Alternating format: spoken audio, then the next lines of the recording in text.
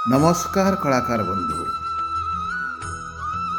Happy new year 2026 आपण को आपण परिवार को सुख शांति समृद्धि प्रदान करू एतिके मोर ईश्वर ठारे विनम्र अनुरोध। बंधुगण, ए वर्ष विगत वर्ष परी ए वर्ष मध्य आमे कला संस्कृति साहित्यर उन्नति पाई उत्सर्गीकृत मन होई काम करिबा एई आशा मु रखिछि। विशेषकर युवा कलाकार मानंकु मु अनुरोध करुछि, आपण माने निजर अमूल्य समय को विनियोग करी नाटकर उन्नति पाई काम करंतु।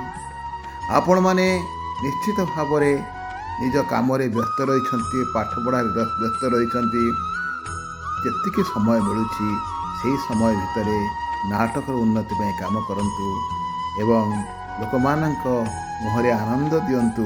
से आनंदरू किछि प्रशंसा लाभ करी सुखरे शांति जीवन को अतिवाहित करंतु। एतिकी मोर अनुरोध।